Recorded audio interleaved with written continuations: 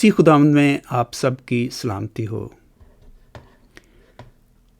पेशे खिदमत है अंबिया की हालात ज़िंदगी, उनकी बुलाहट, उनकी नबूवत और उनके पैगाम पर मबनी एक और प्रोग्राम। इससे पहले मैं 2 प्रोग्राम कर चुका हूं, जिनमें हमने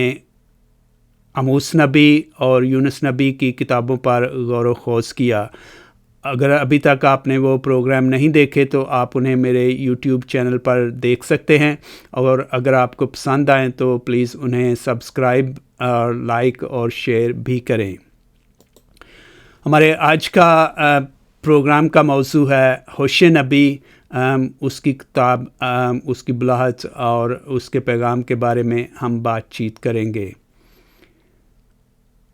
होशे नबी कैथोलिक बाइबल में इसकी किताब आपको होशे के नाम से मिलेगी, जबकि प्रोटेस्टेंट बाइबल में ये किताब आपको होशे के नाम से मिलेगी। होशे या होशे का मतलब है निजात, या फिर निजात देने वाला या मददगार।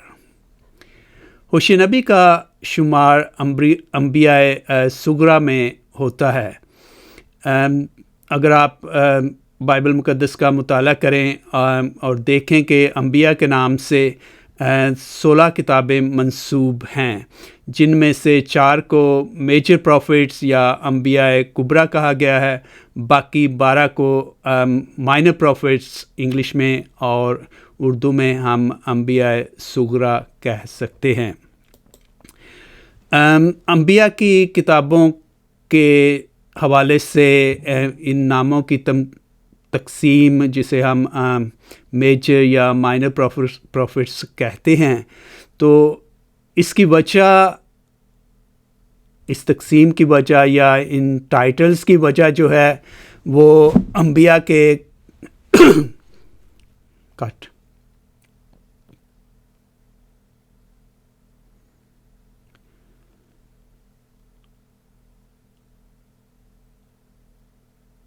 अंबिया के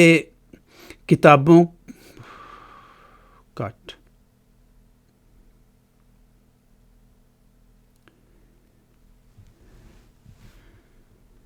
अंबिया कुबरा या अंबिया सुगरा या मेजर और माइनर प्रॉफिट्स के उन्वानात या टाइटल की वजह उनके पैगाम की अहमियत और अफादियत नहीं है, बल्कि ये किताबों की जिसामत की वजह से है। अगर आप मुताला करें तो आप देखेंगे कि इशाया, इर्मिया, हिजकियल और दानियल नबी की किताबें जो हैं वो दूसरी जो अंबिया की किताबें हैं उनसे बड़ी हैं।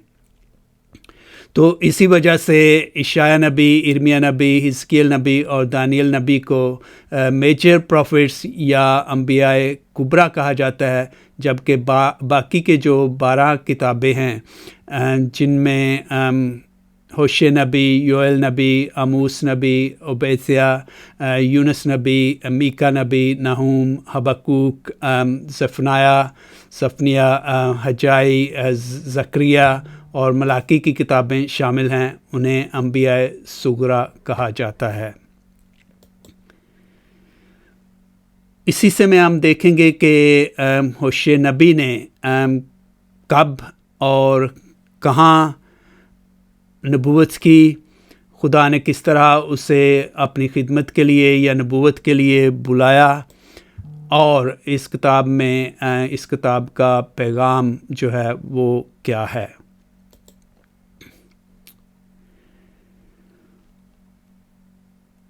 होशे नबी की नबूवत या किसी भी नबी की नबूवत को समझने के लिए उनके पस मंज़र को जानना नहायत ज़रूरी है, क्योंकि हम देखते हैं कि सुलेमान नबी की मौत के बाद जो बनी इसराइल की जो सल्तनत थी वो 2 हिस्सों में तकसीम हो गई। एक हिस्सा जिसे शुमाली सल्तनत कहा गया और दूसरा हिस्सा जो जनूबी सल्तनत कहलाती थी। इनमें अगर आप ऊपर वाला हिस्सा जो देखें, जो ब्लू कलर का है, नीले रंग का जो नक्शा है, इसे शुमाली सल्तनत या नॉर्दर्न किंगडम یا اس کے علاوہ اسے اسرائیل اور افرایم کے نام سے بھی یاد کیا جاتا ہے۔ اس کے بعد جو نیچے والا حصہ ہے جو تھوڑا براؤن سے کلر کا، یہ یلو سے کلر کا ہے، اسے کنگڈم آف جودا یا یہودا کی سلطنت یا جنوبی سلطنت بھی کہا جاتا ہے۔ تو جتنے بھی انبیاء کی کتابیں جو ہیں، خاص طور پر انبیاء کبریٰ یا انبیاء صغریٰ کی کتابوں کا جب آپ مطالعہ کرتے ہیں تو آپ کو اس پس منظر کو جاننا نہایت ضروری ہے کہ ان انبیاء کا تعلق کس سلطنت سے تھا اور انہوں نے کہاں نبوت کی، اور اس نبوت کا یا اس وقت سیاسی حالات کیسے تھے، مذہبی حالات کیسے تھے، اخلاقی حالات اس وقت اس سلطنت میں کیسے تھے، اور کون سے بادشاہ جو تھے وہ اس وقت حکومت کر رہے تھے۔ تو یہاں ہم دیکھتے ہیں کہ ہوشے نبی کا تعلق بنیادی طور پر شمالی سلطنت سے تھا، جسے اسرائیل یا افرایم بھی کہا جاتا ہے۔ کتاب کے شروع میں ہی ہمیں ملتا ہے کہ اس کی نبوت کے پس منظر کے بارے میں کہ اس نے کب اپنی نبوت کا آغاز کیا یا کب خدا نے اسے اپنی نبوت کے لیے بلایا۔ تو اگر آپ ہوشے نبی کی کتاب اس کا پہلا باب، اس کی پہلی آیت پڑھیں تو اس میں لکھا ہے، خداوند کا وہ کلمہ جو ہوشے بن بیری نے شاہان یہود عزیہ اور یوتام اور آحاز اور حزقیہ کے ایام میں اور شاہ اسرائیل یاربعام بن یواش کے ایام میں پایا۔ تو جب آپ یہ آیت پڑھتے ہیں تو اس میں یہ بات بالکل واضح ہو جاتی ہے کہ جب ہوشے نبی نے نبوت کی یا خدا نے اسے اپنی نبوت کے لیے بلایا تو اس نے 5 بادشاہوں کے دور میں نبوت کی۔ تو اوپر والے حصے میں آپ دیکھتے ہیں جسے جنوبی سلطنت کہا جاتا ہے، اس وقت وہاں 4 بادشاہوں کا دور جو 810 سے شروع ہو کے 697 تک جاتا ہے، اور جو نیچے والی سلطنت ہے اس میں یاربعام بن یواش کی حکومت تھی جو کافی لمبے عرصہ تک وہاں پر حکمران رہا۔ تو ہوشے نبی نے اپنی نبوت کا آغاز شمالی سلطنت سے کیا، لیکن اس کے بعد ہم دیکھتے ہیں کہ کچھ عرصے کے بعد یا اس کی جو شمالی سلطنت تھی وہ ہم جانتے ہیں ہسٹوریکلی کہ وہ 722 میں تباہ و برباد ہو گئی۔ تو کہا جاتا ہے کہ اس سے کچھ عرصہ قبل ہوشے نبی جو ہے وہ جو جنوبی سلطنت ہے وہاں پر منتقل ہو گئے اور وہاں پر انہوں نے اپنی نبوت جاری رکھی۔ تو اس کے حوالہ جات ہمیں ہوشے نبی کی کتاب سے بھی ملتے ہیں۔ بادشاہوں کی اس فہرست کو دیکھنے سے ایک دلچسپ بات ہم پر واضح ہوتی ہے کہ جس وقت ہوشے نبی شمالی سلطنت میں نبوت کر رہے تھے، اسی وقت جنوبی سلطنت میں اشعیاء نبی بھی نبوت کر رہے تھے، اور اس بات کی تصدیق ہمیں اس حوالے سے ہوتی ہے کہ جب اشعیاء نبی کی کتاب اس کے 7ویں باب میں ہم پڑھتے ہیں کہ آحاز نبی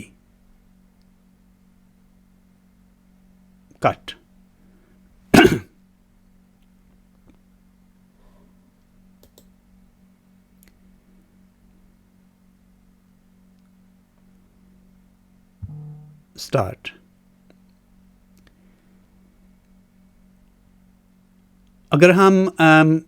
ان بادشاہوں کی لسٹ کا بغور جائزہ لیں جن میں ہوشے نبی نے نبوت کی، تو ان میں ایک بادشاہ جو ہم دیکھتے ہیں کہ وہ آحاز بادشاہ بھی تھا، جس کے دور میں جب ہوشے نبی شمالی سلطنت میں نبوت کر رہے تھے تو اسی وقت آحاز کے دور میں عشایہ نبی جو ہیں وہ جنوبی سلطنت میں نبوت کر رہے تھے. تو لہٰذا اس حوالے سے ہم کہہ سکتے ہیں کہ ہوشے نبی اور عشایہ نبی دونوں ہم عصر تھے.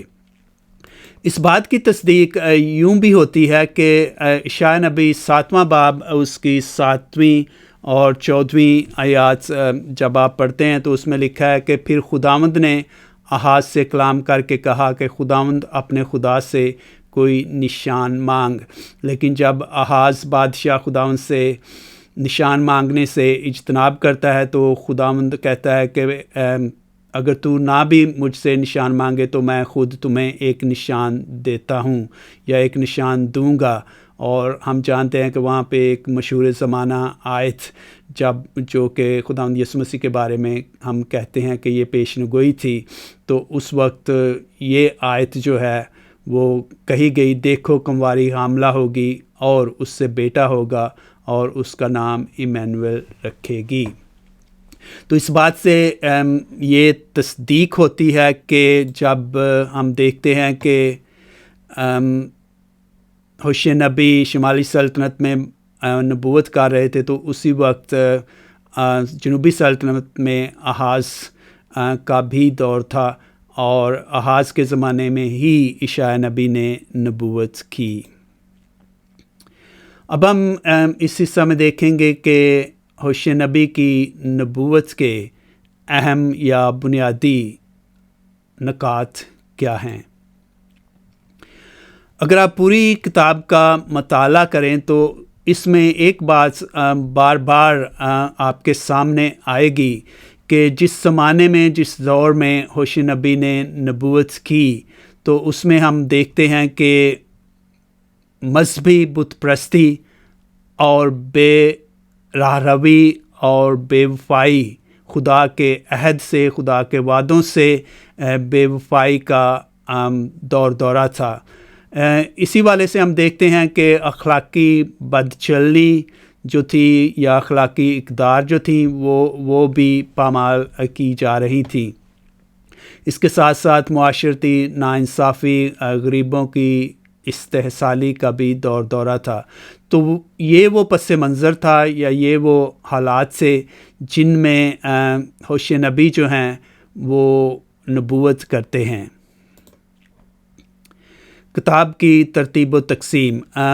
ہوشے نبی کی کتاب 14 ابواب پر مبنی ہے. تو پہلے باب میں ہم دیکھتے ہیں کہ ہوشے نبی کی بلاہٹ کے بارے میں ہمیں ملتا ہے اور اس کے ساتھ ساتھ بلاہٹ کے فوراً بعد ہی خدا اسے نبوت کا جو پیغام ہے وہ اسے دیتے ہیں. تو ہم ہوشے نبی کی کتاب اس کا پہلا باب اس کی 2 آیت میں اگر دیکھیں تو لکھا ہے، ہوشے کی معرفت خداوند کے کلام کا آغاز. خداوند نے ہوشے سے کہا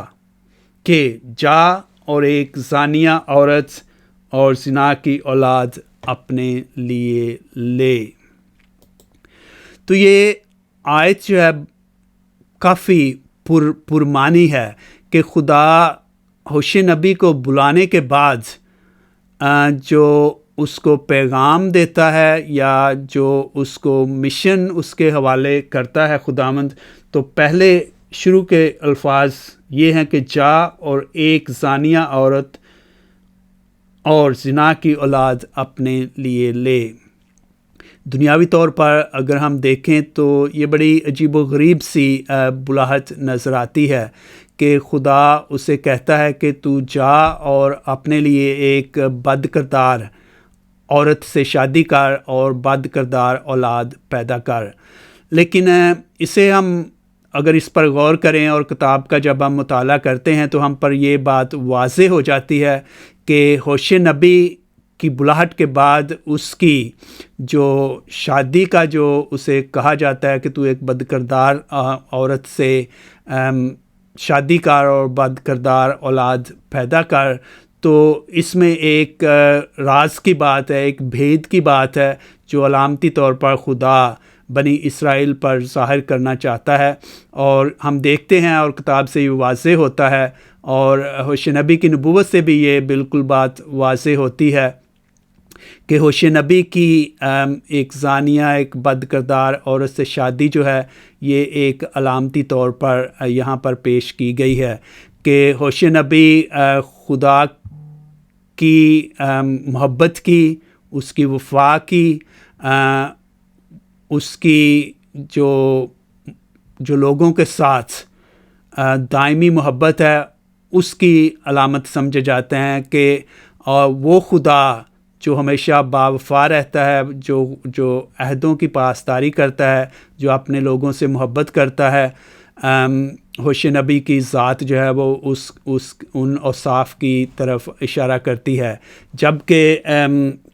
زانیہ عورت یا بد کردار عورت کی جو مثال ہے وہ بنی اسرائیل، اور خاص طور پر جو اسرائیل کی سلطنت تھی جس میں ہوشع نبی نبوت کرتے ہیں، وہ ان کے کردار، ان کی ذات، ان کے اعمال، ان کے چال چلن کو ظاہر کرتی ہے۔ لہٰذا یہاں پر زانیہ عورت سے مراد آگے چل کر بھی ہم دیکھیں گے کہ بنی اسرائیل کی قوم لی گئی ہے علامتی طور پر۔ تو اس کے شروع میں ہی ہم دیکھتے ہیں کہ خاص طور پر پہلے باب میں جو کردار پائے جاتے ہیں، جیسے ہوشع نبی کا کردار جو ہے وہ خدا کی وفاداری کی مثال ہے یا علامت ہے، اس کی بیوی جو ہے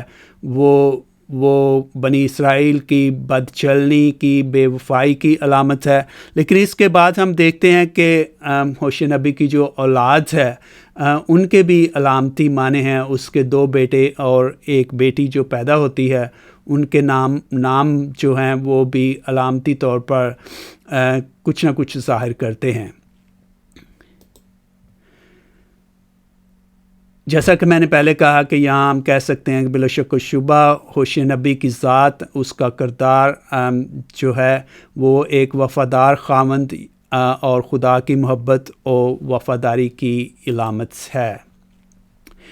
اس کے علاوہ اس کی بیوی جس سے شادی کرنے کے لیے اسے کہا گیا ہے جومر، جو کہ ایک زانیہ بد کردار عورت ہے، وہ بنی اسرائیل کی بے وفائی اور بت پرستی کو ظاہر کرتی ہے یا بت پرستی کی علامت ہے۔ پہلے باب میں ہی ہم دیکھتے ہیں کہ ہوشع نبی کے 3 بچے ہوتے ہیں، 2 بیٹے اور ایک بیٹی۔ تو جب وہ پیدا ہوتے ہیں تو پہلے بیٹے کا نام ہم دیکھتے ہیں کہ وہ یزرائیل رکھتا ہے، جس کے معنی بکھیرنے کے ہیں، لیکن یہاں یہ معنی سزا کے معنوں میں استعمال ہوئے ہیں۔ ہوشع نبی کی کتاب اس کا پہلا باب اس کی 4 آیت میں لکھا ہے، اور خداوند نے اس سے کہا کہ اس کا نام یزرائیل رکھ، کیونکہ تھوڑی مدت کے بعد میں یاہو کے گھرانے سے یزرائیل کے خون کا بدلہ لوں گا اور اسرائیل کے گھرانے کی مملکت کو خاتمہ کر دوں گا۔ تو یہاں جو ہے اسرائیل کے معنی جو ہیں بکھیرنے کے ہیں، کہ خدا کس طرح بنی اسرائیل کو ان کے گناہوں کی وجہ سے، ان کی بے وفائی کی وجہ سے، ان کی بد کرداری اور بد چلنی کی وجہ سے بکھیر دے گا، تتر بتر کر دے گا۔ لیکن ہم آگے جا کر دیکھتے ہیں کہ اسی نام کے معنی جو ہیں وہ جو ہیں سزا کے معنوں میں نہیں بلکہ برکت کے معنوں میں استعمال کیے گئے ہیں۔ اس کے ہوشع نبی کی کتاب اس کا پہلا باب اس کی 11ویں آیت میں یہی نام جو ہے وہ برکت اور فراوانی کے معنوں میں استعمال کیا گیا ہے، جہاں پہلے ہم نے دیکھا کہ جو اس کے لغوی معنی ہیں بکھیرنے کے ہیں، تو یہاں بھی بکھیرنے کے معنوں میں ہی ہے، لیکن خدا بنی اسرائیل پر لوگوں کو بیج کی طرح نہیں بکھیرے گا، بلکہ لوگوں پر جس طرح بیج بکھیرا جاتا ہے کثرت سے، اسی طرح خدا بنی اسرائیل پر اگر وہ خدا کی طرف واپس آتے ہیں، رجوع کرتے ہیں خداوند کی طرف اور اس پر ایمان لاتے ہیں، تو خدا ان کو بے شمار برکات سے مالا مال کرے گا اور جو برکتیں ہیں ان پر بکھیرے گا۔ تو لہٰذا ہم دیکھتے ہیں کہ اسرائیل کے جو اس کا بیٹا ہے اس کو بھی علامتی طور پر دو معنوں میں یہاں پر استعمال کیا گیا ہے، بکھیرنے کے جو لغوی معنی ہیں، لیکن ایک سزا کے طور پر، اور دوسرے معنی جو ہیں وہ برکت کے طور پر۔ پھر اس کے پہلے بیٹے کے بعد ہم دیکھتے ہیں کہ اس کی بیٹی پیدا ہوتی ہے جس کا نام لو روحامہ ہے، جس کا لغوی معنی رحمت نہیں کے ہیں۔ اس کے بعد اس کا بیٹا پیدا ہوتا ہے جس کے معنی لو امی کے ہیں، جس کا نام لو امی ہے اور جس کے معنی میرے لوگ نہیں۔ تو یہاں دلچسپی کی بات یہ ہے کہ اگر آپ ان دونوں ناموں پر غور کریں، روحامہ اور لو امی، ان دونوں سے پہلے جو ہے جو لو کا لفظ استعمال کیا گیا ہے وہ اس نام کو یا اس لفظ کو منفی معنوں میں تبدیل کر دیتا ہے۔ اگر آپ لو کو ہٹا کر صرف روحامہ کے معنوں پر غور کریں تو اس کے معنی رحمت کے ہیں، لیکن لو کے ساتھ یہ نیگیٹیو یا منفی معنوں میں بدل جاتا ہے۔ اسی طرح امی کے معنی جو ہیں وہ میرے لوگ کے ہیں۔ لہٰذا ان ناموں کو بھی علامتی طور پر یہاں استعمال کیا گیا ہے جن کا مقصد بنی اسرائیل کو یہ یاد دلانا تھا کہ خدا اسرائیل کو ان کی بے وفائی کی سزا دے گا، یعنی کہ خدا کی رحمت جو ہے وہ خدا اپنی رحمت ان سے واپس لے لے گا اور وہ خدا کے لوگ نہیں کہلائیں گے۔ کتاب کا اگر آپ بغور مطالعہ کریں تو جگہ جگہ آپ پر یہ بات بالکل واضح ہوگی کہ بت پرستی اور بے وفائی، خاص طور پر بنی اسرائیل کی جو اسرائیل یا افرائیم کی جو سلطنت ہے، اس کے بادشاہ اور اس کے لوگ سبھی کے سبھی جو ہے وہ بت پرستی کی جانب راغب تھے اور خدا کے وعدوں کو بھول گئے تھے۔ تو اس کا ذکر ہمیں بارہا کتاب میں ملتا ہے۔ مثال کے طور پر باب نمبر 2 اس کی پہلی 13 آیات، لیکن میں یہاں صرف کچھ آیات پڑھوں گا جن سے یہ بات واضح ہو جاتی ہے کہ کس طرح ان کی بت پرستی اور بے وفائی کا تذکرہ ہمیں اس کتاب میں ملتا ہے۔ دوسرا باب اس کی 3 آیت میں لکھا ہے، ایسا نہ ہو کہ میں اسے سراسر برہنہ کر دوں اور اس طرح چھوڑوں جس طرح وہ اپنی پیدائش کے دن تھی، ہاں اسے بیابان کی مانند بناؤں اور خشک زمین کی مثل کر دوں اور پیاس سے مار ڈالوں اور اس کی اولاد پر رحم نہ کروں، اس لیے کہ وہ زنا کی اولاد ہے، کیونکہ اس کی ماں نے زنا کاری کی اور اس کے شکم میں تو وہ تھے، اس نے بے حیائی کا کام کیا۔ تو یہاں جو ان کی بت پرستی ہے، جو دوسرے جو دیوتا ہیں ان کی طرف رجوع کرنا جو ہے، انہیں زناکاری سے تشبیہ دی گئی ہے۔ اسی طرح چوتھا باب اس کی پہلی 3 آیات میں بھی ہم دیکھتے ہیں کہ اسی طرح کا ذکر ہمیں ملتا ہے۔ تیسرا باب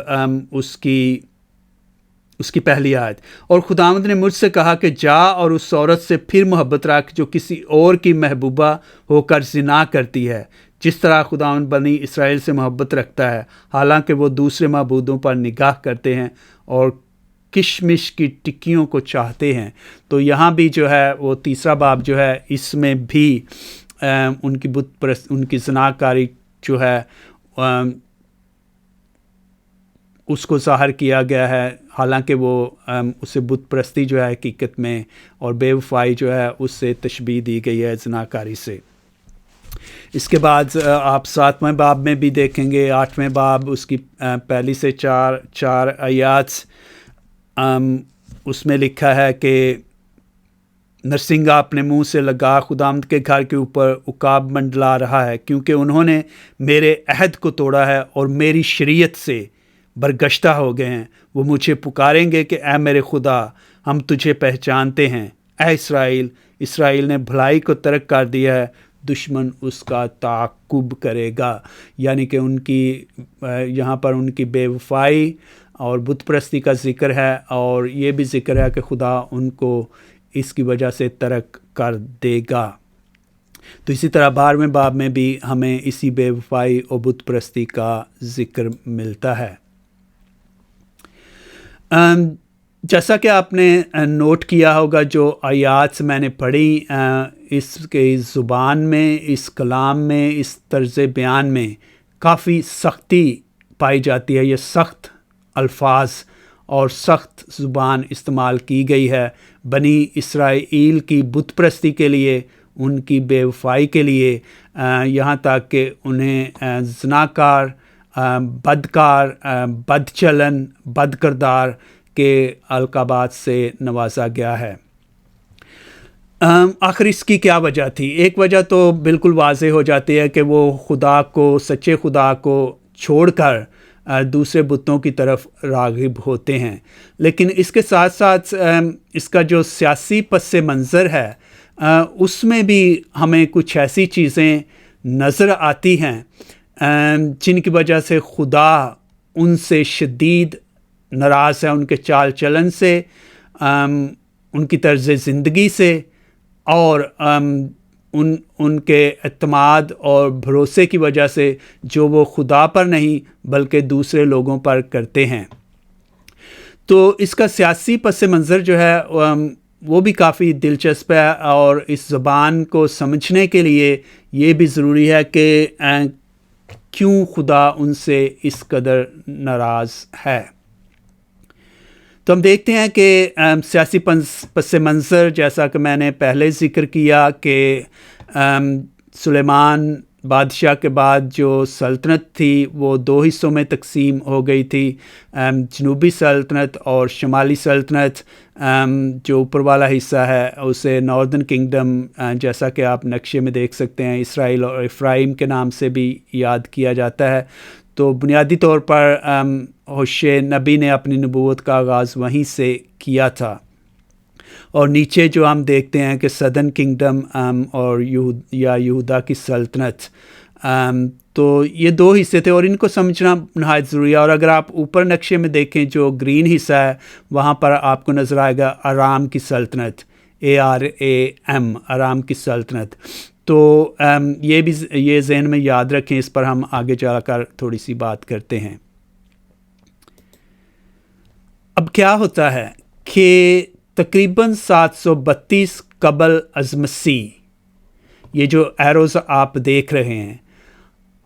ناردرن کنگڈم یا شمالی سلطنت نے، اسرائیل یا افرائیم نے، ارام کی سلطنت کے ساتھ، بادشاہ کے ساتھ مل کر جو جنوبی سلطنت تھی، یہودا کی سلطنت جو تھی، اس پر حملہ کر دیا۔ دلچسپی کی بات یہ ہے کہ جیسا کہ ہم نے کہا کہ دونوں سلطنتیں جو ہیں، شمالی یا جنوبی سلطنت یا اسرائیل، افرائیم یا یہودا، بنیادی طور پر تو ہم جانتے ہیں کہ یہ ایک ہی قوم تھے۔ ان کے آباء و اجداد ابراہیم سے لے کر اسحاق، یعقوب، یوسف، اس سے آپ آگے چلتے جائیں تو یہ بیسیکلی ایک ہی قوم تھے۔ لیکن یہاں پر یہ 2 حصوں میں تقسیم ہو گئے، اور جب اسرائیل اور افرائیم یہودا پر حملہ کرتا ہے تو یہ یوں ہی سمجھنے کہ ایک بھائی جو ہے وہ دوسرے بھائی پر حملہ کر رہا ہے کسی تیسرے دشمن کے ساتھ مل کر۔ اس حملے کا ذکر ہمیں اشعیاء نبی کی کتاب اس کے 7ویں باب میں بھی ملتا ہے۔ تو اگر آپ دیکھیں اشعیاء نبی کی کتاب اس کا 7واں باب، اس کی پہلی آیت میں لکھا ہے، شاہ یہودا آہاز بن یوتام بن عزیہ کے دنوں میں شاہ ارام، جس کا وہ اوپر آپ نقشے میں دیکھ سکتے ہیں جو گرین حصہ ہے، شاہ ارام، رسین اور شاہ اسرائیل، یعنی کہ اسرائیل افرائیم نے مل کر یروشلم کو آئے تاکہ اس سے جنگ کریں، پر اسے مغلوب نہ کر سکے۔ تو اشعیاء نبی کی کتاب اس کا 7واں باب پہلی آیت جو ہے اس بات کی تصدیق کرتے ہیں کہ ارام اور اسرائیل نے مل کر 732 میں جو ہے وہ یہودا کی سلطنت پر حملہ کر دیا۔ لیکن اب ہوتا کیا ہے، جب یہ دونوں سلطنتیں ارام اور اسرائیل یہودا کی سلطنت پر حملہ کرتے ہیں، تو جو یہودا کا بادشاہ جو ہے اس وقت کا بادشاہ آہاز، جس کا ذکر ہم نے اشعیا نبی کی کتاب میں پڑھا، وہ جو اسوریہ کی بادشاہت ہے، یہ آپ اوپر نقشے میں دیکھ سکتے ہیں، جو تھوڑا سا پرپل رنگ کا نقشہ ہے جہاں پہ یہ دائرہ بنا ہوا ہے۔ تو یہودا کا بادشاہ جو ہے آہاز، وہ اسیریا یا اسوریہ سے مدد طلب کرتا ہے، اور اسوریہ جو ہے، اسوریہ کا بادشاہ جو ہے وہ اس کی مدد کو آتا ہے۔ تو وہ یہ دونوں مل کر ارام اور یہاں آپ نے دیکھا ارام اور ناردرن کنگڈم جو ہے اسرائیل یا افرایم جو ہے، اس کو عبرتناک شکست دیتے ہیں۔ لیکن اب ہوتا کیا ہے کہ اس مدد کے عوض جو اسوریہ کا بادشاہ ہے وہ یہودا کے بادشاہ سے ٹیکس وصولی کا سسٹم جو ہے وہ شروع کر دیتا ہے، کہ کیونکہ اس نے اس کے دفاع میں اس کی مدد کی ہے، اس کے عوض جو یہودا کا بادشاہ ہے، یہودا کی جو قوم ہے، ان سے وہ ٹیکس لینا شروع کر دیتے ہیں، اور یوں وہ جو ٹیکس خراج گزاری کا سسٹم جو ہے وہ وہاں پر متعارف کراتے ہیں۔ اس کے بعد ہم دیکھتے ہیں کہ کچھ عرصہ بعد سی 10 سال بعد، یعنی کہ 722 میں اسوریہ جو ہے وہ جو اسرائیل یا افرایم کی سلطنت ہے اس کو تباہ و برباد کر دیتا ہے۔ اس کے بعد ہم کیا دیکھتے ہیں کہ جیسا کہ آپ نے اوپر والے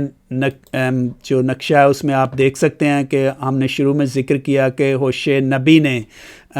یہودا کے 4 بادشاہوں کے دور میں ادوار میں نبوت کی، تو اس کی نبوت کا دائرہ کار شمالی سلطنت سے شروع ہوتا ہے، لیکن اس کے بعد وہ جنوبی سلطنت یہودا میں بھی نبوت کرتے ہیں۔ آہاز کے بعد جب حزقیہ بادشاہ بنتا ہے تو وہ کیا کرتا ہے، وہ اسوریہ کے خلاف بغاوت کر دیتا ہے، اور خراج گزاری یا وہ ٹیکس وغیرہ جو اسوریہ کو دے رہے تھے وہ ٹیکس دینا بند کر دیتا ہے، بلکہ اس کے بدلے میں وہ جو ایجپٹ ہے، جو نیچے مصر آپ دیکھ رہے ہیں نقشے میں، وہ مصر کے ساتھ ایک الائنس یا معاہدہ کر لیتا ہے، ایک دفاعی معاہدہ۔ تو جب یہودا کا بادشاہ حزقیہ خراج گزاری سے انکار کرتا اور ایجپٹ کے ساتھ، مصر کے ساتھ ایک معاہدہ کر لیتا ہے، تو اسوریہ جو ہے، جو سوریہ کی سلطنت یا وہ وہاں کا بادشاہ جو ہے، وہ ظاہر ہے وہ ناراض ہوتا ہے، اور وہ پھر یہاں جو یہودا کی سرزمین ہے، سلطنت ہے، اس پر حملہ کر دیتا ہے۔ اور ہسٹوریکلی اس کا ذکر ہمیں ملتا ہے کہ اس نے یا اس کی اسوریہ کی جو افواج ہیں، انہوں نے 3 سال تک یہودا کی جو سرزمین ہے اس کا محاصرہ کیا، اور زیادہ تر جو شہر ہیں ان کو فتح کر لیا، اور یہاں تک کہ یروشلم کا محاصرہ بھی کیا، لیکن وہ یروشلم کو فتح نہ کر سکے۔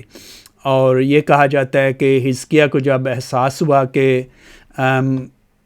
اس نے خدا کو چھوڑ دیا ہے، اس کی قوم نے خدا کو چھوڑ دیا ہے، اور جب اس نے خدا کی طرف رجوع کی اور خدا سے دعا کی، تو خدا نے اس کی دعا سنی، اور اسوریہ کی جو افواج تھیں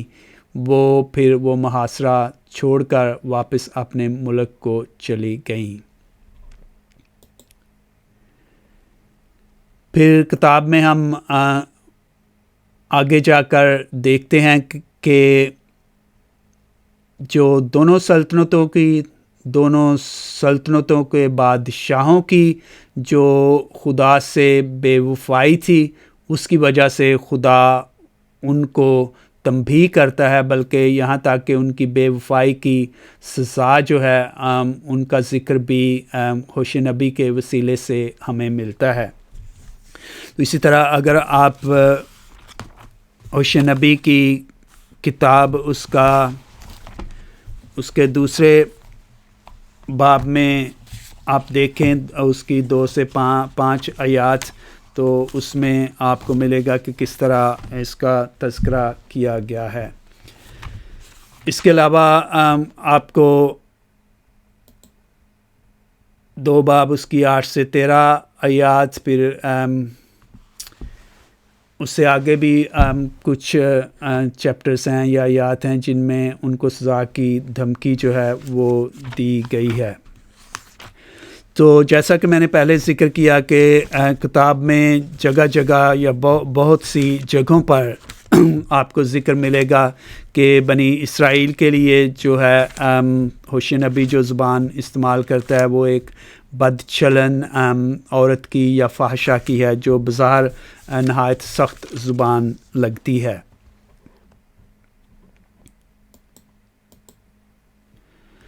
اس کے علاوہ اور بھی دیگر حوالہ جات ہیں کہ ہوشیہ نبی نے جو زبان استعمال کی ہے یا جو علامت استعمال کی ہے بنی اسرائیل کی بے وفائی، بد کرداری کے لیے، یہ دراصل کوئی نئی بات نہیں ہے۔ اس کے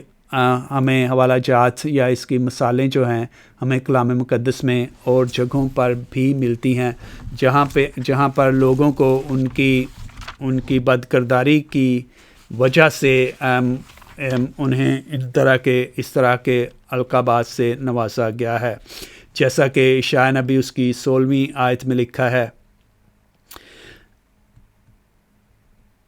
بلکہ 15ویں آیت میں لکھا ہے، اور اس دن اے سور تو شاہی ایام کے مطابق 70 برس تک فراموش ہو جائے گا، اور 70 برس کے بعد سور کا حال زانیہ کے گیت کی مانند ہوگا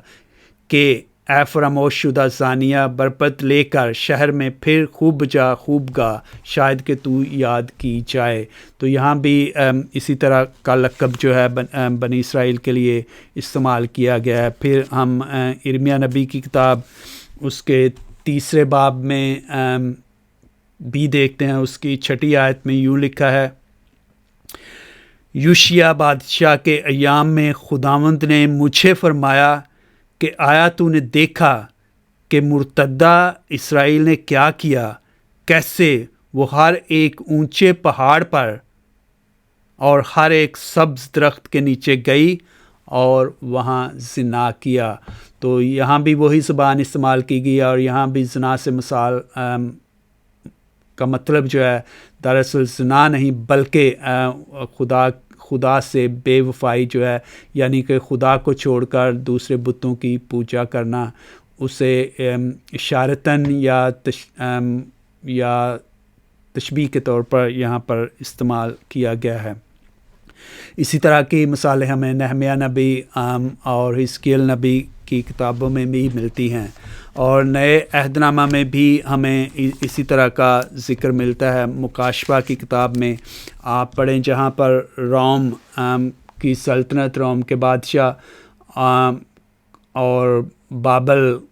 کے حوالے سے بھی انہیں فحشہ یا کسبی یا بد چلن، بد کردار عورت کی علامت سے ظاہر کیا گیا ہے۔ اس کے علاوہ ہم دیکھتے ہیں کہ جب آپ کتاب کا مطالعہ کرتے ہیں، جہاں پر جگہ جگہ ہمیں بنی اسرائیل کو تنبیہ کی جاتی ہے ان کے گناہوں کی وجہ سے، ان کی بد چلنی اور بد کرداری کی وجہ سے، وہیں ساتھ ساتھ خدا ان سے نجات کا، رہائی کا، بہتری و بھلائی اور خوشحالی کا وعدہ بھی کرتا ہے۔ تو اس کی بھی ہمیں بہت سی مثالیں کلام مقدس میں ملتی ہیں۔ یوشع نبی کی کتاب میں اس کا 2 باب اس کی 14ویں سے 16ویں آیت میں لکھا ہے کہ اگر وہ خدا کی طرف رجوع کریں گے، خدا کی طرف واپس آئیں گے تو خدا انہیں دوبارہ بحال کرے گا۔ لکھا ہے، اس لیے دیکھ میں اسے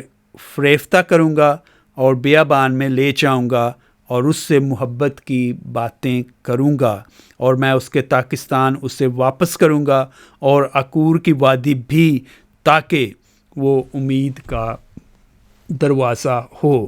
تو یہ ہم دیکھتے ہیں کہ جہاں بہت سے دھمکی آمیز الفاظ استعمال کیے گئے ہیں وہاں امید کا پیغام بھی ہے۔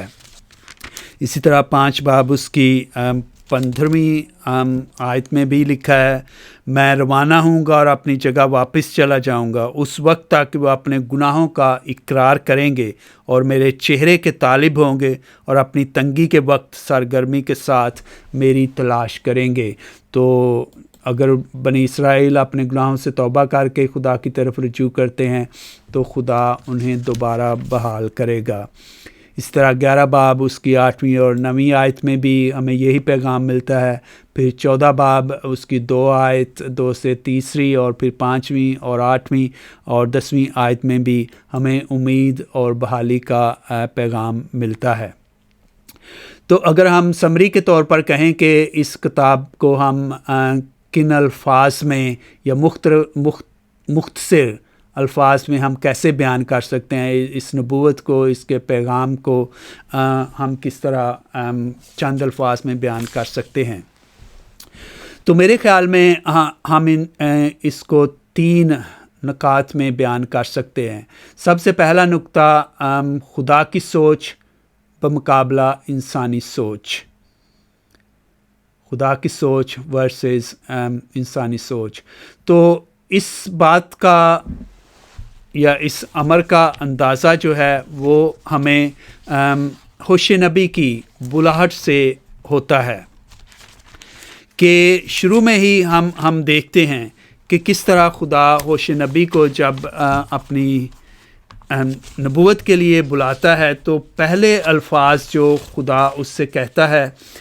ہوشے سے کہ جا اور ایک زانیہ عورت اور زنا کی اولاد اپنے لیے لے۔ تو ہم دیکھتے ہیں کہ ہوشے نبی یہ الفاظ سن کر کوئی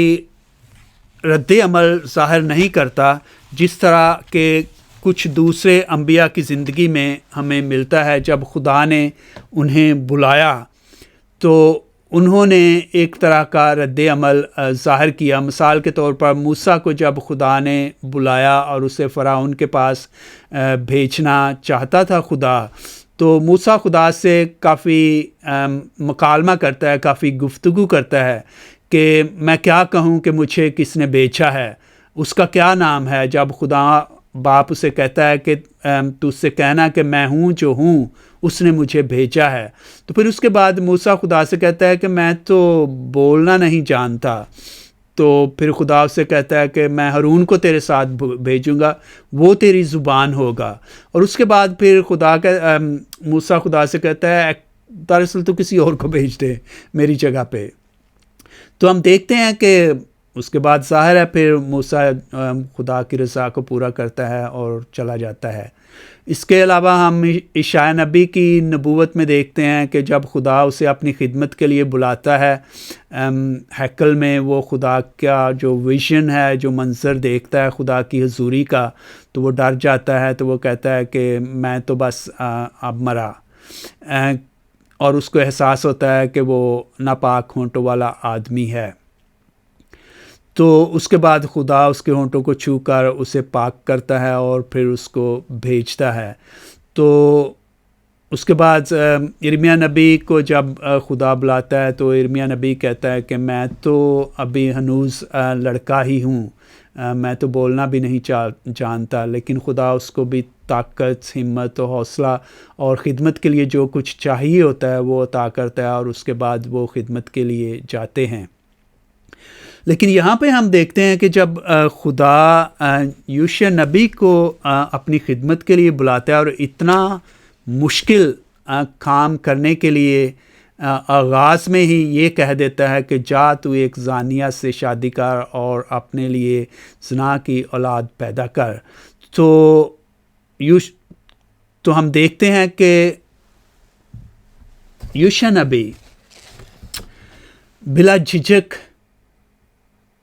خدا کی آواز کو سن کر، اس کے کلام کو سن کر جو کام خدا نے اس کے ذمے لگایا ہوتا ہے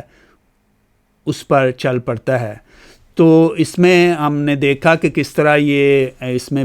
کافی بھید پنہا ہے، جو زبان استعمال کی گئی ہے اس میں کافی علامات جو ہیں وہ کسی اور طرف اشارہ کرتی ہیں، اور خدا اس کے ذریعے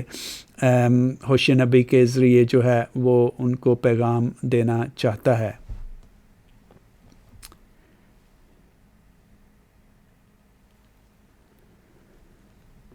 تو اس میں خدا کی سوچ بمقابلہ انسانی سوچ، خدا کا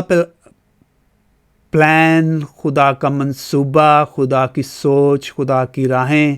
خدا کے راستے اکثر ہماری سوچوں سے، ہمارے خیالوں سے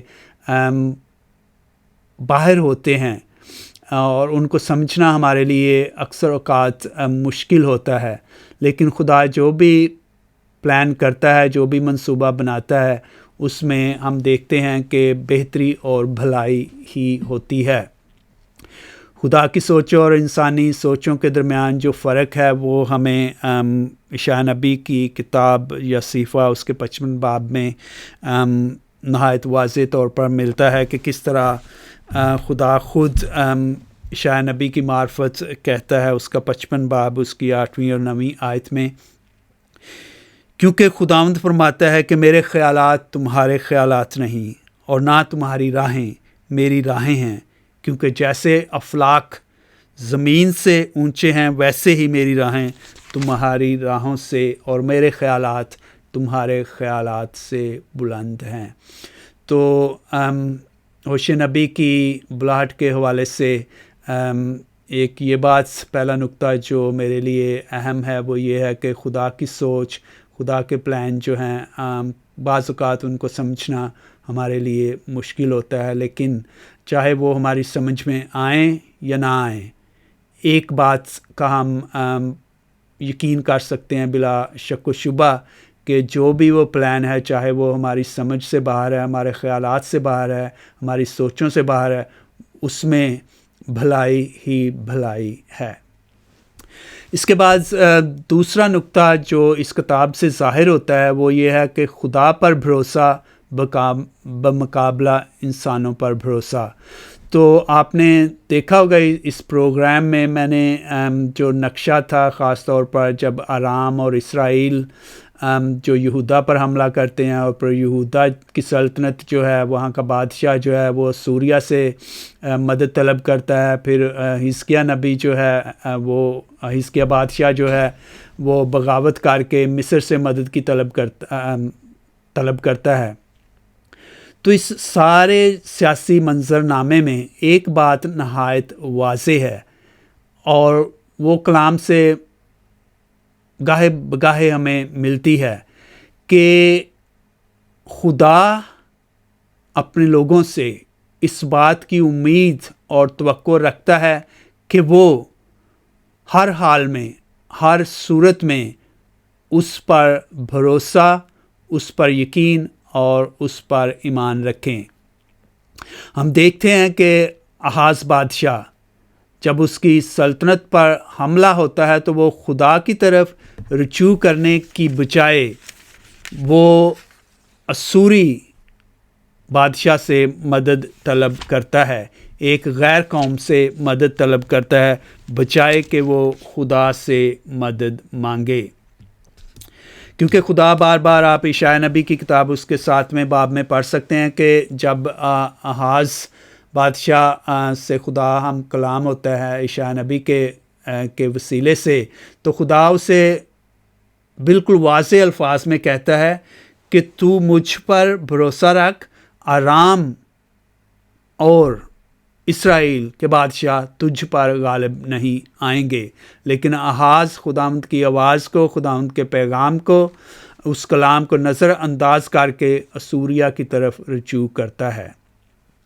اور اسی وجہ سے پھر ہم دیکھتے ہیں کہ ان کو سزا جو ہے وہ ملتی ہے، اور یہی خدا سے، خدا کے احکامات سے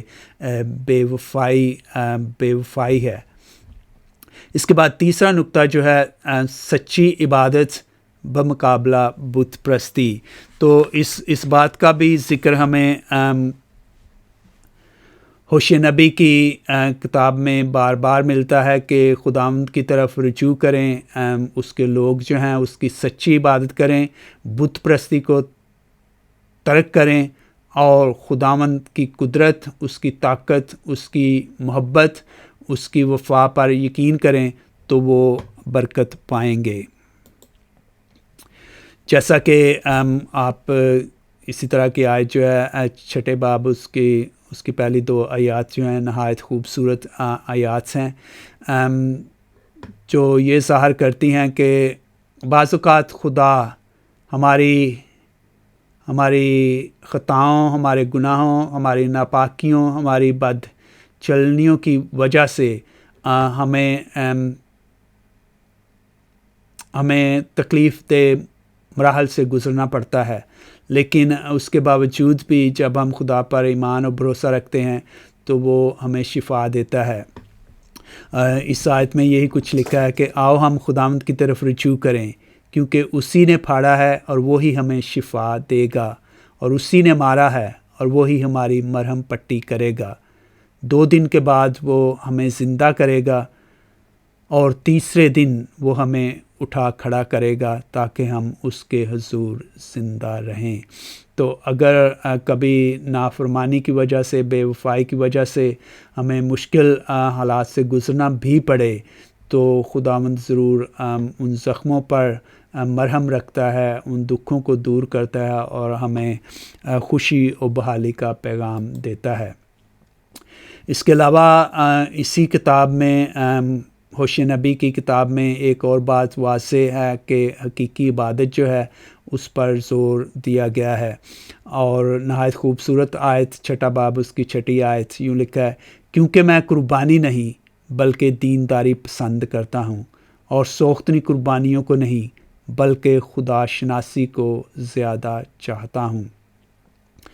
اور اس کتاب کی آخری آیت جو ہے 14واں باب اس کی 10ویں آیت ان الفاظ پر